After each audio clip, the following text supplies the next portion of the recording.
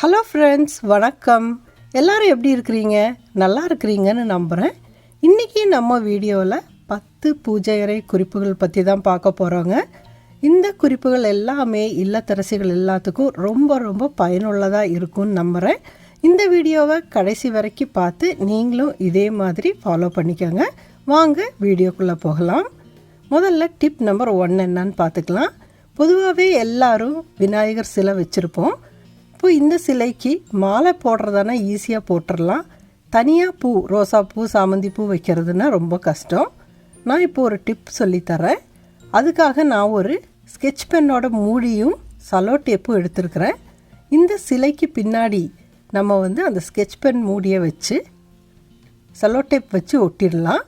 அந்த ஸ்கெட்ச் பென்னோட அந்த open part இருக்கும் இல்லைங்களா, அது மேலே வர்ற மாதிரி வச்சு இந்த மாதிரி ஒட்டிடலாம்.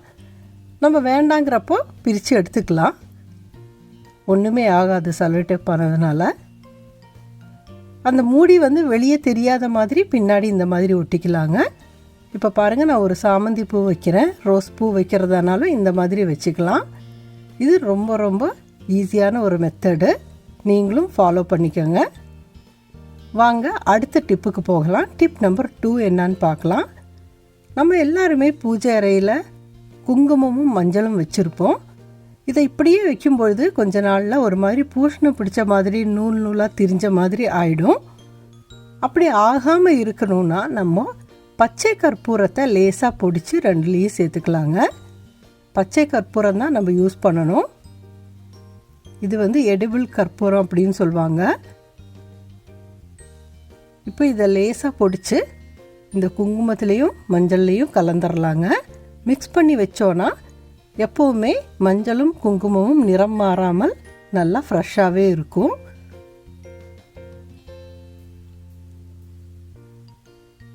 பாருங்கள், நல்லா மிக்ஸ் பண்ணி விட்டுடலாம். நீங்களும் இதே மாதிரி பண்ணி பாருங்கள். அடுத்ததாக நம்ம டிப் நம்பர் 3 என்னன்னு பார்க்கலாம். இப்போ நம்ம கற்பூரத்தை டப்பாவில் போட்டு வைக்கிறோம். பேக்கெட் ஓப்பன் பண்ணின உடனே சம்டைம்ஸ் டப்பாவை நம்ம கொஞ்சம் நேரம் திறந்து வச்சாலே அது ஆவியாக போயிடும். அதாவது நீங்கள் பார்த்தீங்கன்னா கொஞ்சமாக வச்சிங்கனாலே அது ஒரு மாதிரி கரைஞ்சிடும். கரையாமல் இருக்கிறதுக்காக கொஞ்சமாக குறுமிளகு இருக்குது இல்லைங்களா, மிளகு, அதை போட்டு வச்சுக்கலாம். அப்போ இது கரையாது சீக்கிரமாக. இல்லை கற்பூரத்தை நீங்கள் பற்ற வைக்காமல் வெளியே வச்சாலே அது கரைஞ்சிடும். எப்போவுமே இந்த மாதிரி நல்லா டைட்டான ஒரு டப்பாவில் போட்டு வச்சுக்கலாம். அதோட கொஞ்சம் மிளகு போட்டு வச்சுக்கலாங்க. இந்த டிப்ஸ் எல்லாருக்கும் பயனுள்ளதாக இருக்கும்னு நம்புகிறேன். அடுத்ததாக நம்ம டிப் நம்பர் 4 என்னன்னு பார்க்கலாம். நம்ம எல்லாருமே இந்த மாதிரி அகல் விளக்கு யூஸ் பண்ணுறோம். வீட்டில் விளக்கு ஏற்றுறதுக்காக யூஸ் பண்ணுறோம். ஒரு அகல் விளக்கில் கொஞ்சமாக சோம்பு, ஒரு ஏலக்காய், இதோட கொஞ்சமாக பச்சை கற்பூரம், ஞாபகம் வச்சுக்கோங்க, சாதாரண கற்பூரம் எடுக்காதீங்க, பச்சை கற்பூரம், இது 3ஐயும் சேர்த்து நம்ம சாமி ரூமில் ஒரு ஓரத்தில் வச்சுக்கலாங்க. இது ஒரு பாசிட்டிவ் வைப்ரேஷனை உருவாக்கும். வீட்டில் நல்ல மனமாகவும் இருக்கும். எல்லாரும் இதை ஃபாலோ பண்ணி பாருங்கள். அடுத்தது டிப் நம்பர் 5 என்னன்னு பார்க்கலாம். இப்போ நம்ம டெய்லியுமே விளக்குக்கு திரி மாற்றுறதுக்காக திரி இந்த மாதிரி வச்சுருப்போம். இப்போது ஒரு டப்பாவில் இதை போட்டு அதில் கொஞ்சமாக எண்ணெயை சேர்த்துக்கலாம். நம்ம விளக்குக்கு யூஸ் பண்ணுற எண்ணெயை சேர்த்துக்கலாம். அப்போ அந்த திரி எல்லாமே அந்த எண்ணெயில் நல்லா ஊறி இருக்கும். அப்போ நம்ம பற்ற வைக்கிறதுக்கும் ஈஸியாக இருக்கும். திரியும் ரொம்ப நேரம் நல்லா எரியும். ஏன்னா அது நல்லா எண்ணெயில் ஊறி இருக்குது. அதனால தான் ஒரு வாரத்துக்குள்ளே திரியை இந்த மாதிரி பத்தியை இந்த மாதிரி போட்டு நம்ம எண்ணெயில் போட்டு வச்சுக்கலாம். கொஞ்சமாக எண்ணெய் ஊற்றி அதே மாதிரி எண்ணெய்க்கும் நம்ம இந்த மாதிரி ஒரு பாட்டில் யூஸ் பண்ணோம் அப்படின்னா நம்மளுக்கு ஊற்றுறதுக்கு ஈஸியாக இருக்கும். நிறையவும் கொட்டிடாது. கொஞ்சம் கொஞ்சமாக நம்ம ஊற்றிக்கலாம். நமக்கு கிச்சனுக்கு யூஸ் பண்ணுறோம் இல்லைங்களா எண்ணெய் பாட்டில், அந்த மாதிரி வாங்கி வச்சு சாமி எண்ணெய் அதில் ஊற்றி வச்சுக்கலாங்க. நீங்களும் இதே மாதிரி ஃபாலோ பண்ணி பாருங்கள். அடுத்தது டிப் நம்பர் 6 என்னன்னு பார்க்கலாம். இப்போ எல்லாரும் அகல் விளக்கு யூஸ் பண்ணுறோம். சம்டைம்ஸ் இந்த மாதிரி டிசைன் உள்ளது யூஸ் பண்ணுறோம். அடியில் ஃபுல்லாகவே பெயிண்ட் பண்ணியிருக்கு, டிசைனாக இருக்குது. மண் விளக்கு, இந்த மாதிரி மண் விளக்கை நம்ம யூஸ் பண்ணும்பொழுது எண்ணெய் ஊற்றி திரி வைக்கும் பொழுது அடியில் வந்து அந்த எண்ணெய் வலி எழுந்துடும். இப்போ நம்ம எங்கே வைக்கிறோமோ அந்த இடம் ஃபுல்லாக எண்ணெய் ஆகிடும். அதை அவாய்ட் பண்ணுறதுக்காக ஒரு டிப் சொல்கிறேன். நம்ம எல்லோரும் நெயில் பாலிஷ் வச்சுருப்போம். அந்த நெயில் பாலிஷ் வச்சு அந்த விளக்குக்கு அடியில் நல்லா தேய்ச்சி விட்டுறலாங்க. இதே மாதிரி அப்ளை பண்ணிக்கலாம். நீங்கள் சுற்றிலும் கூட அப்ளை பண்ணிக்கலாம் ஒரு டிசைனாக. அடியில் இந்த மாதிரி அப்ளை பண்ணும் பொழுது அந்த எண்ணெய் வந்து வெளியே வராது. ஏன்னா பெயிண்ட் பண்ணியிருக்கிறோம் இல்லைங்களா, அதனால் எண்ணெய் வந்து வெளியே வராது.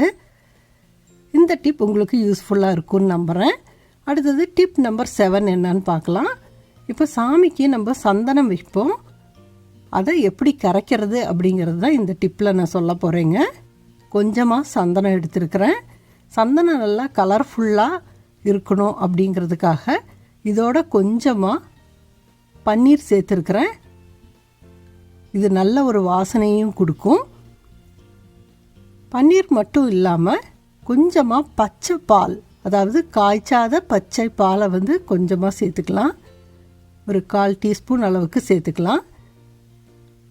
அப்போ இந்த சந்தனத்தோட கலர் வந்து நல்ல மஞ்சள் நிறமாக, கலர் மாறாமல் நல்ல மஞ்சள் நிறமாக இருக்கும், பளிச்சுன்னு இருக்கும். சாமி படங்களுக்கும் விளக்குக்கும் வைக்கும் பொழுது நல்லா பளிச்சுன்னு இருக்கும்.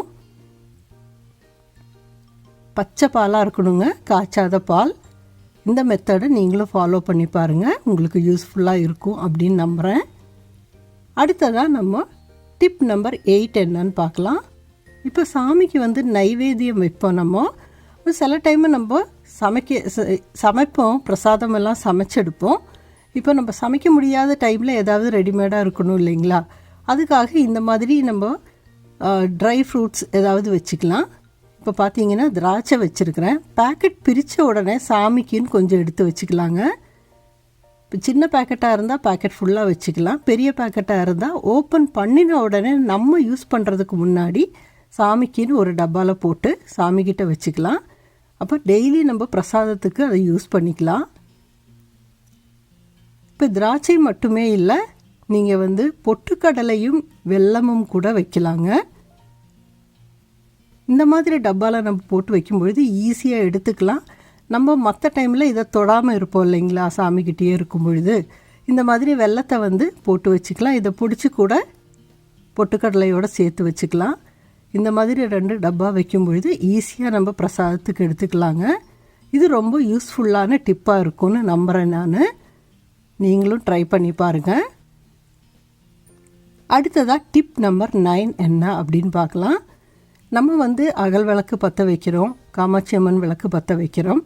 பற்ற வைக்கும் பொழுது அந்த எண்ணெயில் கொஞ்சமாக கற்பூரத்தை பொடிச்சு சேர்த்துட்டோம் அப்படின்னா அந்த விளக்கு எரியிற வரைக்கும் அந்த கற்பூர வாசனையோடு எரியும். இதே மாதிரி நம்மளோட எண்ணெய் பாட்டிலில் கூட நம்ம கற்பூரத்தை பொடிச்சு சேர்த்துக்கலாங்க. நான் பச்சை கற்பூரம் தான் சேர்த்துருக்குறேன். சேர்த்து லேசாக குலுக்கி விட்டுக்கலாம். ஒவ்வொரு டைம் இந்த எண்ணெய் யூஸ் பண்ணும்பொழுதும் பாட்டிலை லேசாக ஷேக் பண்ணிவிட்டு கொஞ்சமாக எண்ணெய் எடுத்துக்கலாங்க. அப்போ அந்த விளக்கு ஃபுல்லாக எரியிற வரைக்குமே நல்ல வாசனையோடு எரியும். வீட்டில் எல்லாமே வாசனையாக இருக்கும், எல்லா ரூம்லேயும். அடுத்தது டிப் நம்பர் 10 என்னன்னு பார்க்கலாம். இந்த மாதிரி சாமி ஃபோட்டோவுக்கு பின்பக்கம் ஆணி இருக்காது. இந்த மாதிரி இருக்கும்பொழுது எப்படி பூ வைக்கிறதுன்னு தான் காமிக்கிறேன். நான் ஒரு பேப்பர் கிளிப் எடுத்துருக்கிறேன். பின்னாடி இந்த மாதிரி லேசாக மாட்டி விட்டுருக்கிறேன். இப்போ மேலே வந்து உங்களுக்கு இந்த மாதிரி ஹுக் மாதிரி வரும். அதுக்குள்ளே நம்ம பூவை போட்டுக்கலாங்க. இல்லைன்னா நம்ம பூ வைக்க முடியாது, கீழே விழுந்துகிட்டே இருக்கும். இப்போ இந்த மாதிரி ஹுக் பண்ணதுனால பூ நல்லா அருமையாக நிற்கிது பாருங்கள்.